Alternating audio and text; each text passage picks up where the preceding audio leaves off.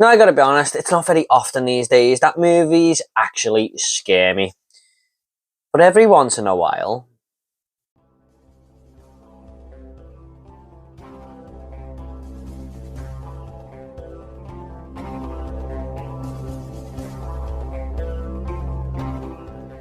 hello there everybody and welcome back to Movie Squirm. Today I'm going to be reviewing the 2023 film Hell House LLC, The Carmichael Manor. And this is directed by Stephen Cognetti, who has directed all of the other Hell House movies. And this stars Bridget Rose Perota and Destiny Leilani Brown.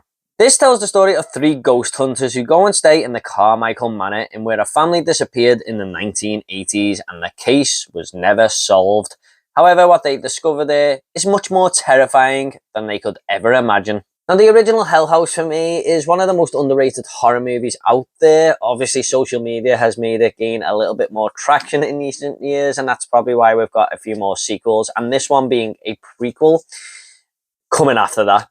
And it is one of the most well done found footage horror movies out there, one of the most effective, I feel. And I was quite surprised when I watched it. And I probably got it up there as one of my favourite found footage horror movies now, next to the Blair Witch Project. I mean, that might just be always number one because that movie terrified me as a kid.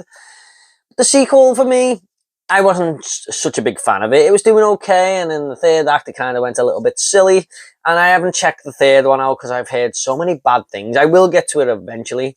But when I seen this one coming out and it was a prequel, I decided to give it a go, and I was hoping for more of the same from that original and seeing if the series could get a little bit back on track there. So what did I think of this movie? Let's find out. So this uses a mix of mockumentary footage and found footage to tell its story, which I thought was kind of cool. Going back and forth there, where a couple of characters will say, oh, this is what happened on that night, and then it'll go back and use the found footage to tell it from that perspective, which I thought was kind of interesting. And this does well to build up a creepy story. A family who went missing in the 80s, a couple of them murdered in the Carmichael Manor, and a couple of them went missing, never to be seen again. I mean, that just gives off some creepy vibes and has a very dark tale to tell. Now, this movie doesn't solely rely on jump scares like a lot of found footage movies do. I am a fan of the found footage subgenre, and I know a lot of people aren't, but for me, I quite enjoy it. However, a lot of these films do just rely on camera tricks to scare the audience. That's their main purpose. But with Hell House LLC, I feel like there was a story to get on board with here, to put your mitts into. And as characters are finding out things here and there, it keeps it interesting throughout the runtime. Now, there are a lot more things going for this movie that are better than the actual story, but it was just nice to have that attached all the time. And I also like how it links to the first movie. This is a story in its own right, really, but there are certain moments in this film that link to the Abaddon Hotel from the first film. Now, you can go into this film without watching that one, but I do recommend that you still watch it because it was nice for me as a fan of that first film to see all the links and little attachments to the story and how these two houses sort of link together in the town that they are situated in. Now, even though I was happy there was a story attached here and lots of found footage films just go for the jump scares, that is the best thing about this movie, is the actual scare scenes in this film. I'm not gonna lie, guys, I was genuinely terrified watching this movie. There were so many scenes where I had to put a pillow in front of my face just because I felt so uneasy, and I was just holding on thinking, what is gonna happen next? And that is so out of character for me. That is not something I usually do when watching horror movies, but man, this movie just knew how to rack up the tension and go for the jugular. I was just like, holy shit, what is coming next? And this is why I am actually a fan of found footage. When done right, like the original Hell House LLC and this movie, it can be very, very effective. And I really just appreciated how much they built up the tension in these jump scares here. I've gone on lots of reviews in the past talking about horror movies, how well the tension is built up, but I just feel like Hell House LLC is just on another level with how it does it. Now, don't get me wrong, people are scared by different things. Horror is subjective, like comedy. You're going to laugh at something that I'm not going to laugh at, and you're going to be scared by something that I'm not going to be scared by. That's just the way it is. But for me, this movie just went for it. I mean, there were so many scenes where I wanted a breather and it wouldn't allow me. Each scene is built up well with the tension, but it is virtually scene after scene. Like, something will happen and then you'll be like, oh, that was quite terrifying. And the next minute it'll just be building onto the next bit. There are not many 10-minute, 20-minute segments in between. It just goes for it.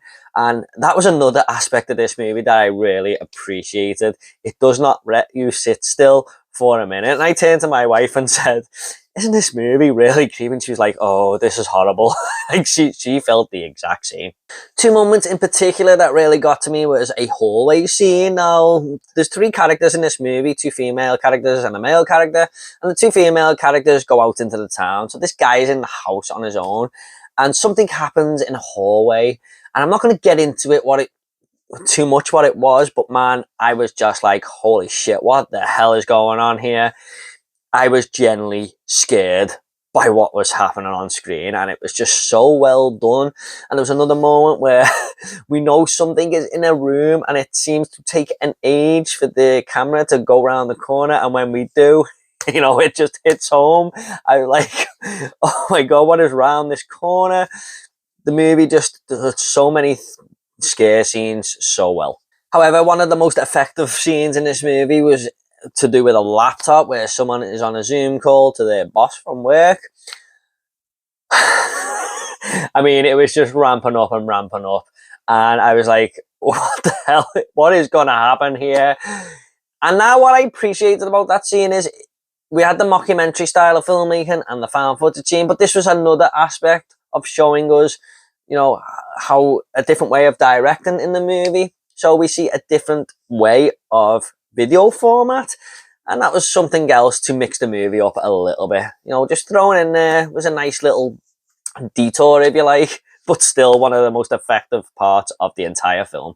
And as this movie went on, this film just seemed to get more and more sinister. Like, you really feel for these characters because you feel like they are just surrounded by pure evil here. It just seems to get worse and worse for these characters, and I really wanted them to get out of it. I felt bad for them, and I was just thinking, what would I do in this situation? I don't think I'd probably have a heart attack or something, because it was just such a dire, horrible situation to be in for these characters. And I was shouting at the screen at times, going, please do this, please do that, trying to make decisions for them. It kind of felt like you were there at times.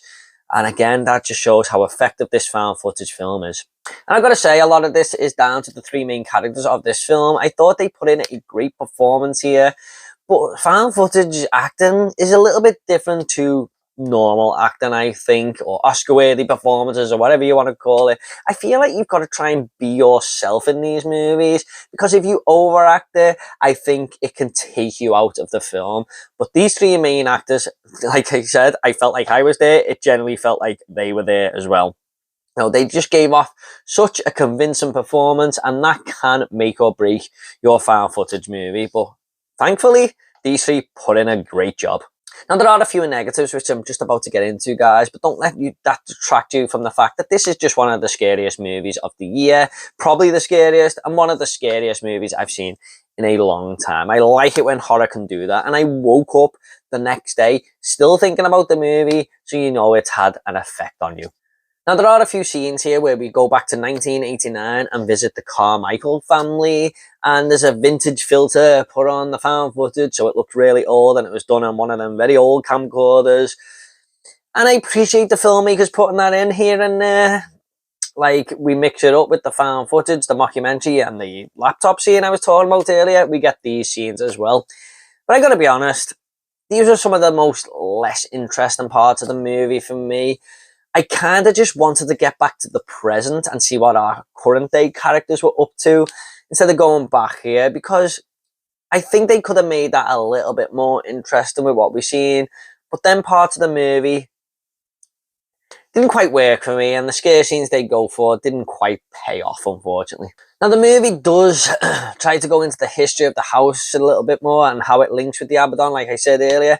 However, it does feel a little bit messy at times. And I wish they would have just put that together a little bit more. But this is a little bit of a double-edged sword here, because Hell House LLC, the sequel, tried to do that a lot, and it didn't pay off for me. And that's what took me out of the third act of that sequel. So I'm glad they didn't do it too much here and just go into all this history and why these things are happening. It was best left as something that you can ponder on. But like I said, I wish they would have just connected it slightly a little bit better instead of it just being a scratch your head moment. And I wish we kind of wrapped up what happened to the Carmichael family a little bit better at the end of the movie. I mean, the found footage from the 80s and stuff wasn't the most interesting part of the movie, but the whole story felt like we were trying to find out what happened to them. And I feel like one or two characters weren't fully explained and what their fate actually was, and I wish we would have found that out. And as good as the three main performances were, I gotta say the two characters telling the story from the mockumentary style of way things weren't the greatest actors, unfortunately, and they were taking me out of it a little bit. If you watch documentaries on Netflix or whatever, people don't speak to the camera the way these two did. They felt like they were forcing it a little bit there and just overacting their part, unfortunately. It's a small nitpick, really. But this is definitely a return to form for the series. If you're a fan of these movies or just the original Hell House even, I think this is definitely worth your time. I'm just going to go ahead and rate this movie now. I'm going to give Hell House LLC, The Carmichael Manor, an 8 out of 10. A very solid horror movie for 2023 and one of the scariest films I've seen in a long time. Okay guys, I hope you all enjoyed this review. If you want more 2023 horror movie reviews, they will be in the link down below. What did you think of this movie? Are you a fan of this franchise? Let me know in the comments down below. Please give this video a like and subscribe to this channel if horror is your sort of thing. Thanks so much everyone. You take care and I'll see you on the next video.